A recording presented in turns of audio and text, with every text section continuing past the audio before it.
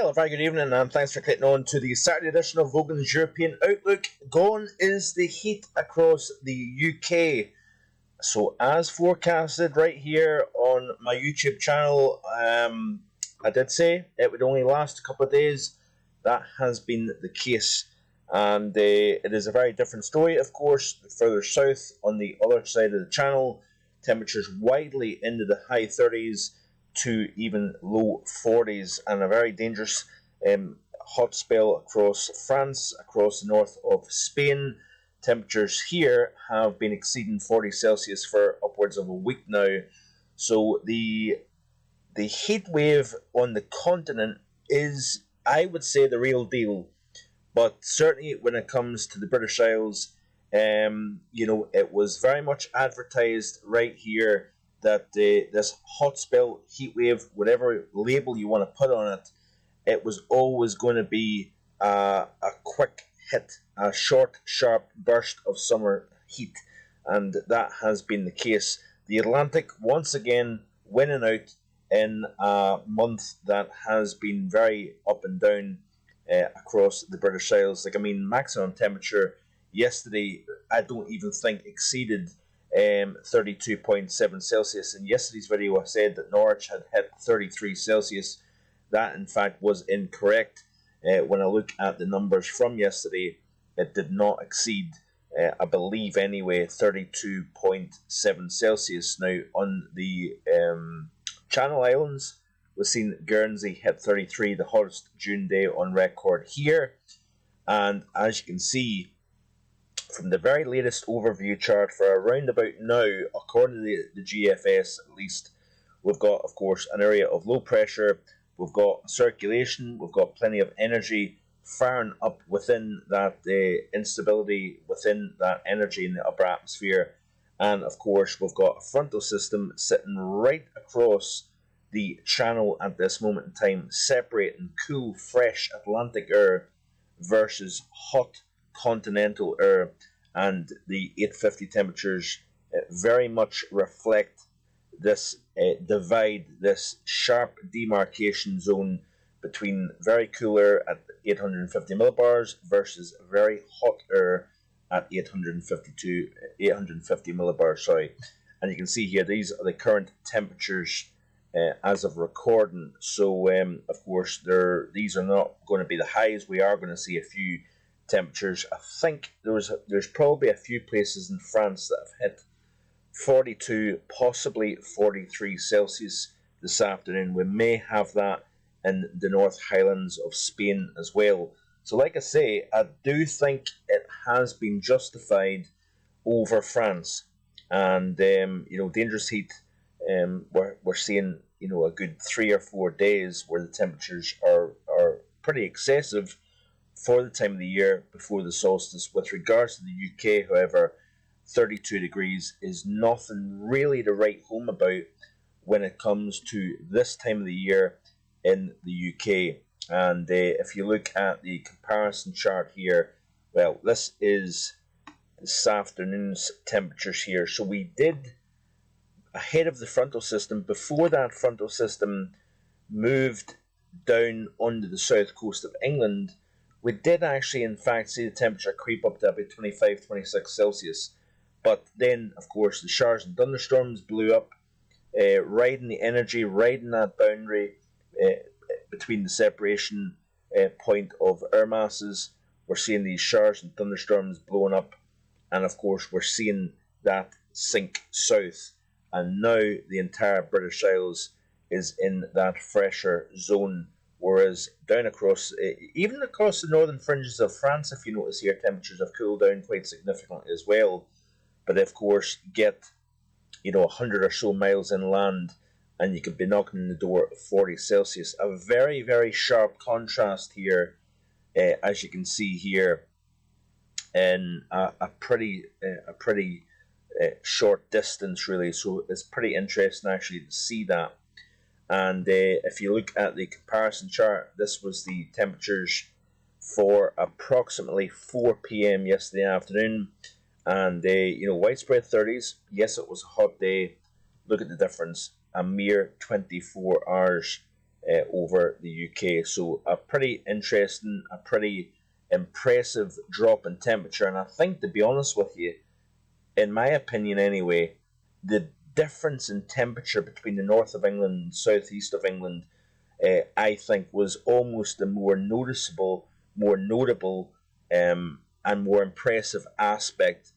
Always said, right up until about a week ago, before I started to talk about more and more about the prospects of that heat extending in to the UK, I always specified that Scotland was not going to get into the heat wave.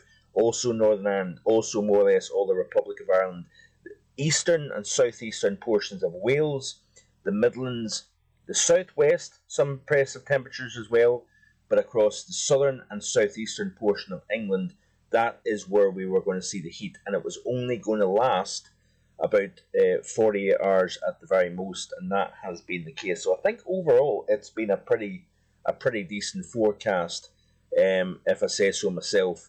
And you can see here that as we play through the next several hours through this evening, we're going to continue to see that fresh air digging south. We're going to see a blow up and enhancement of convection here. You can almost see like a slight development trying to show up here with that area of low pressure right on that boundary between the fresh off the Atlantic and hot continental air. You could see some very, very turbulent, explosive thunderstorms around this kind of feature over the Bay of Biscay here, but I don't think there's going to be any particular impact on the southern half of the UK from this circulation. We may see some fringing in around about this time tomorrow night into the southwest, so Devon, Cornwall, Somerset, possibly into South Wales. We may see some showers and thunderstorms pushing northwards here. All the while across the north of France, we've got plenty of showers and thunderstorms, potentially some mesoscale convective complexes developing right on that boundary between the cool and the heat, and plenty of humid, turbulent atmosphere where we're going to see the development and blow up of showers and thunderstorms. As we push through in the next week, we've got showers coming in from the north with northerly winds, cool, fresh conditions. We are going to start to see things heating up a wee bit over the southeast of England during the early portion of next week. Temperatures rebounding back into the low, possibly the mid-20s, but very typical for the time of the year. Nothing to write home about, nothing to get excited about, and you know, you start to throw in, I'm going to upset people here, but throwing in global warming into the mix here, it seems to get thrown around so easily these days, and you know, it's all about perspective, and yes, if you want to use the global warming term, use it on France, use it on Spain, but certainly with regards to the UK, this has not been anything particularly noteworthy, really, when you look back at history.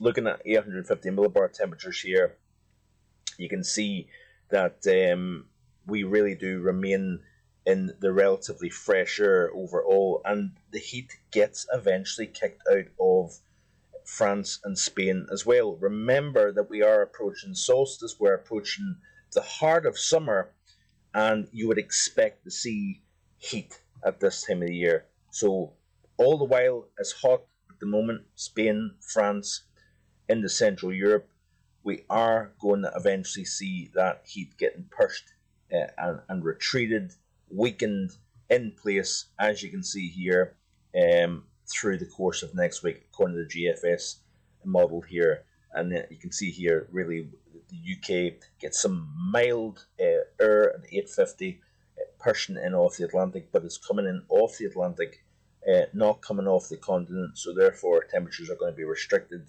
down at the surface, as you can see here. And we've got low pressure,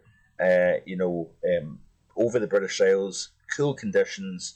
We've got another surge of heat potentially coming into the Mediterranean. Remember what my forecast said, that I believe that the Mediterranean basin and in the central portions of Europe could have a pretty hot summer this year. But there's a lot of back and forth. There seems to be a lot of attack from the Atlantic into Western Europe. Heat trying to lift north out of Africa. You've got this war, this atmospheric battle constantly, especially across the British Isles here. But it looks as if, to me, the Atlantic is winning the show here and going to continue to maintain itself, I think, anyway. You can see here by Monday the 27th, long way out, lots of things can change, but low pressure over the British Isles, bringing cool, wet, possibly windy conditions across the board. It's been very, very windy across northern portions of the UK. Of course, we've got an area of low pressure to the north at the moment. As you can see, that is now starting to kind of exit. But of course, we've got a lot of isobars pinching together, keeping those winds strong across the northern half of the UK. So that's it for today. We'll have a little bit of a look back at temperatures from today and over the last few days in tomorrow's video, and then we'll move on and look at the rest of June. Thanks for watching. I do appreciate it. Please like, share, and subscribe, and I will be back again tomorrow, hopefully with more.